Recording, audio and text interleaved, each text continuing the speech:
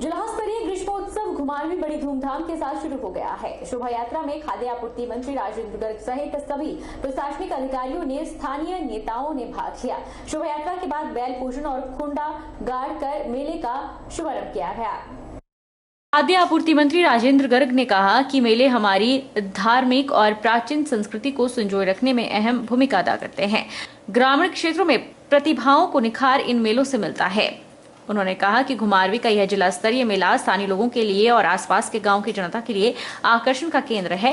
हिमाचल सरकार जिला प्रशासन का यही प्रयास है कि यह मेले इसी प्रकार आयोजित किए जाते रहें और लोगों को अपनी संस्कृति सभ्यता के बारे में रूबरू करवाया जाता रहे। इस जिला स्तरीय मेले में कुश्ती प्रतियोगिता का भी आयोजन किया जाएगा, जिसका लोगों में काफी उत्साह रहता है और दूर दूर से स्थानीय लोग कुश्ती प्रतियोगिता देखने के लिए पहुंचते हैं। बिलासपुर में हिमाचल प्रदेश कॉर्पोरेट सेवानिवृत्त कोऑर्डिनेशन कमेटी की बैठक का आयोजन हुआ, जिसकी अध्यक्षता प्रधान रणजीत सिंह गुलेरिया ने की। उन्होंने कहा कि सरकार की ओर से निगम बोर्ड कर्मचारियों से भेदभाव की नीति अपनाई जा रही है। हिमाचल प्रदेश कॉर्पोरेट सेवानिवृत्त कोऑर्डिनेशन कमेटी के प्रधान रणजीत सिंह गुलेरिया ने कहा कि वर्ष 1999 में तत्कालीन भाजपा सरकार ने जो कॉर्पोरेट सेक्टर के कर्मचारियों और अधिकारियों के लिए पेंशन योजना की अधिसूचना जारी की गई थी, 2004 में सरकार बदलने पर पेंशन योजना बंद कर दी गई। वहीं वर्तमान में भी कर्मचारियों को पेंशन सुविधा नहीं मिल पा रही है। भाजपा सरकार ने 2007 और 2017 के अपने घोषणा पत्र में कॉर्पोरेट सेक्टर के कर्मचारियों से वादा किया था कि दोबारा पेंशन योजना को बहाल किया जाएगा, लेकिन आज तक सरकार ने इसे लेकर कोई पहल नहीं की है। उन्होंने सरकार से आग्रह किया कि इस ओर उचित कदम उठाए जाएं ताकि सेवानिवृत्त कर्मचारियों को लाभ मिल सके।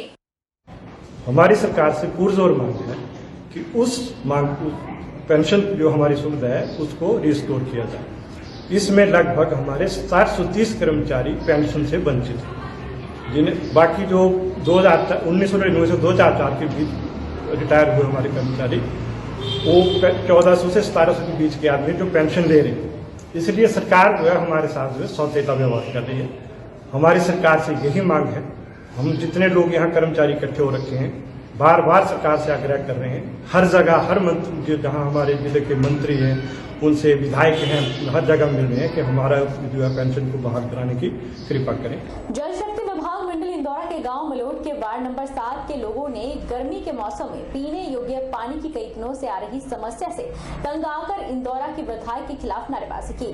वार्ड विधायक के घर से मात्र 200 मीटर की दूरी पर स्थित है, लेकिन इनकी समस्याओं को नहीं सुलझाया जा रहा। जल शक्ति विभाग मंडल इंदौरा के गांव मलौट के वार्ड नंबर 7 के लोग इन दिनों पानी की समस्या से बेहाल हैं। स्थानीय लोगों का कहना है कि लंबे समय से पानी की समस्या से जूझना पड़ रहा है। कई बार विधायक और जल शक्ति विभाग के अधिकारियों को भी इस समस्या के बारे में अवगत करवाया गया था, लेकिन किसी ने इस समस्या को गंभीरता से नहीं लिया। लगभग 1 महीने से चली आ रही इस समस्या को लेकर आज सड़क पर उतरे हैं और जल शक्ति विभाग और स्थानीय विधायक के खिलाफ रोष जाहिर करना पड़ रहा है, ताकि पूरे इंदौरा क्षेत्र को समस्या का पता चल सके। उन्होंने कहा, अगर विभाग फिर भी इस पर कोई कार्रवाई नहीं करता है तो जल्द ही मलौट की जनता द्वारा जल शक्ति विभाग इंदौरा के कार्यालय के बाहर प्रदर्शन किया जाएगा, जिसकी जिम्मेवारी विभाग की होगी। मैं लगातार इनके जो फोन आते हैं मेरे, जो ये वार्ड नंबर 7 है, जे बिल्कुल एडजॉइनिंग है रीता दुआन जी के। मैं कहता हूँ कि जे 3 मिनट का रास्ता भी नहीं अगर पैदल आना हो, मतलब बिल्कुल करीबी है। और मुझे दुख होता है कि एक सत्तासीन और विधायिका ऊपर सरकार अपना सारी, और उसके बावजूद भी पानी की बाल्टी के लिए बंदे त्राहिमाम कर रहे हैं। हमें मतलब आए दिन ये फोन, पानी नहीं है, पानी नहीं है, पानी नहीं चढ़ रहा, मतलब इतना बुरा हाल है कि मैं बोल नहीं सकता हूँ। फिर मैंने उनसे बात की, मैं क्या, देखो कहते हैं कि बिना रोए माता भी दूध नहीं देती है, तो आपको अपनी आवाज उठानी पड़ेगी। इसके पहले हमने जो जहाँ का जई है या विभाग है, उनको हमने जोर लगा लिया। प्रधान स्तर पे मैंने खुद भी फोन किए, लेकिन उन्होंने मेरे फोनों की कोई सुनवाई नहीं की। मैंने बोला कि अगर ठीक है, जहाँ पे आदमी बीमार हुआ है तो उसको आदमी लगाओ, पाइपें तोड़ी हुई है, पानी चढ़ता ही नहीं है।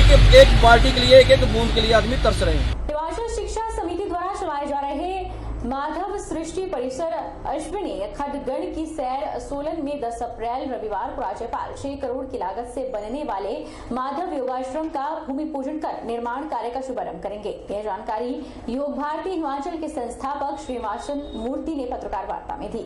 माधव सृष्टि परिसर अश्विनी खड्ड गण की सैर सोलन में 10 अप्रैल को माधव योगाश्रम का निर्माण कार्य का शुभारंभ राज्यपाल करेंगे। योग भारती हिमाचल के संस्थापक श्रीनिवासन मूर्ति ने बताया कि वैसे तो 2 साल पहले पूर्व राज्यपाल द्वारा इसका भूमि पूजन किया गया था, लेकिन कोरोना की विकट परिस्थितियों के कारण निर्माण कार्य में विलंब हो गया। आने वाले 3 वर्षों में यह 3 मंजिला विशाल योगाश्रम बनकर तैयार हो जाएगा, जिसमें 60 से 70 लोगों के ठहरने की सुविधा के साथ साथ ध्यान कक्ष, योग भवन का निर्माण किया जाएगा। उन्होंने बताया कि केंद्र में प्राचीन भारतीय चिकित्सा पद्धतियों को पुनर्स्थापित करने के उद्देश्य से योग, प्राणायाम, मुद्रा, एक्यूप्रेशर, न्यूरोथेरेपी, अष्टांग योग, एक्यूपंक्चर, पंचभूत चिकित्सा, पंचकर्म का प्रशिक्षण प्रदान किया जाएगा। उन्होंने कहा कि अभी तक सेंट्रल विश्वविद्यालय कांगड़ा और नौणी विश्वविद्यालय सोलन के साथ योग की ट्रेनिंग देने के लिए करारनामा हो चुका है और बहुत जल्द कई अन्य केंद्रों के साथ भी MOU हस्ताक्षर होने जा रहा है।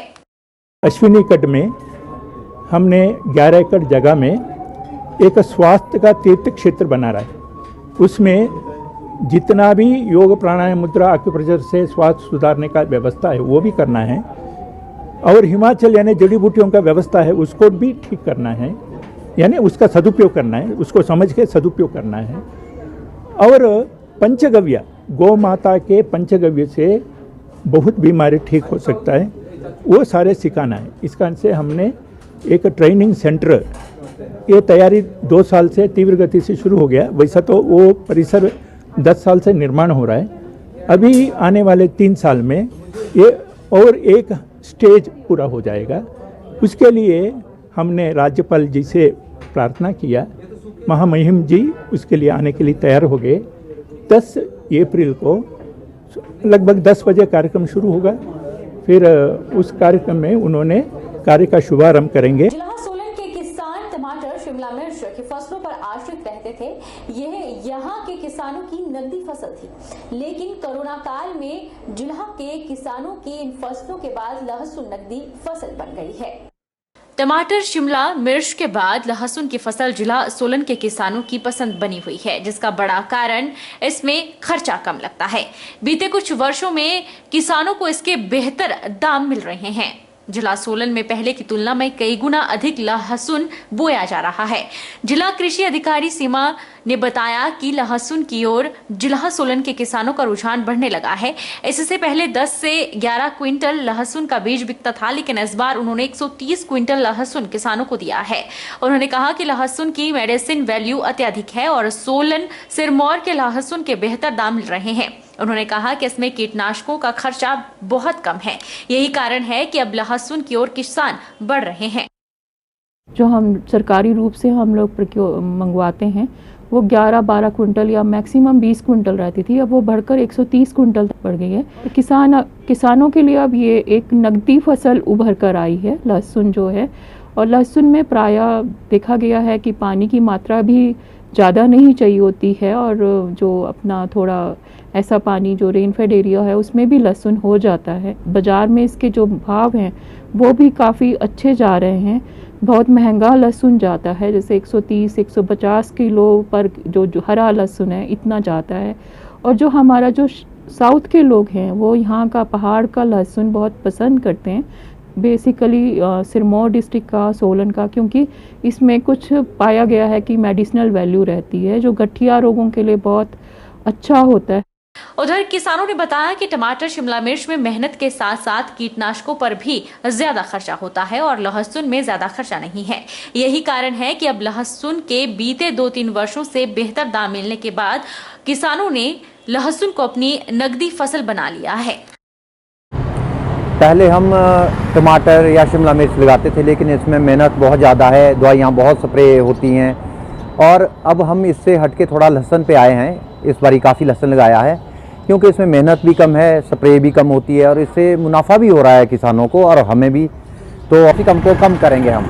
मार्केट देखते हुए इस बार काफ़ी एरियाज़ में हमारे लहसुन लगाया है। इसका एक तो फ़ायदा किसानों को ये मिल रहा है कि इसमें जो पेस्टिसाइड की जो कॉस्टिंग है वो बहुत ही कम आ रही है कॉस्टिंग। सोलन के उपायुक्त सभागार में डालडा घाट अंबोजा सीमेंट कंपनी में कार्यरत सभी परिवहन सहकारी सभाओं की बैठक उपायुक्त सोलन की अध्यक्षता में आयोजित हुई।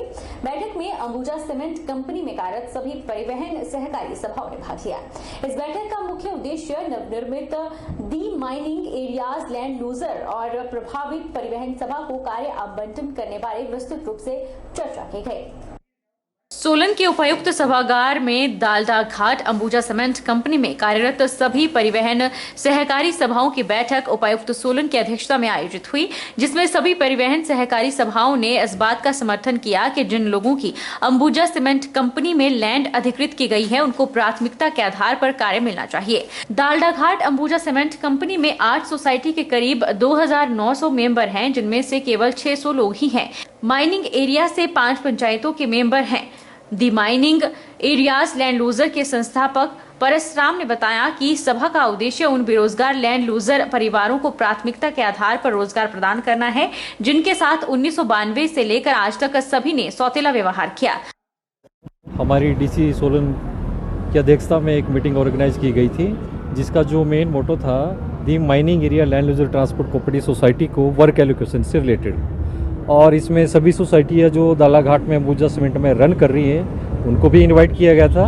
और इसमें एसडीएम साहब वर्की थे, रेगुलेटरी कमेटी भी इसमें इन्वॉल्व थी और सारी सोसाइटी को इनवाइट किया गया था, जिसका जो मेन मोटो था सोसाइटी में फ्रेश वर्क एलोकेशन को अलॉट करना है। तो उसके रिगार्डिंग जितने भी सोसाइटियों के रिप्रेजेंटेटिव थे, जैसे आपका एसडीटीओ डिस्ट्रिक्ट लेवल की ट्रांसपोर्ट सोसाइटी जो अंबुजा में रन कर रही हैं, एडीकेम है और बागर लैंड लूजर है, गोल्डन लैंड लूजर है, कुरगन लैंड लूजर है, चंडी लैंड लूजर है और एक्स सर्विसमैन डिस्ट्रिक्ट सोलन और ex serviceman HP Himachal Pradesh, सभी सोसाइटियों के रिप्रेजेंटेटिव थे और उनसे कंसर्ट लिया गया मीटिंग में। तो सबकी तरफ से एक पॉजिटिव मैसेज मिला है कि लैंड लूजर को फर्स्ट प्रायोरिटी पे कार्य मिलना चाहिए।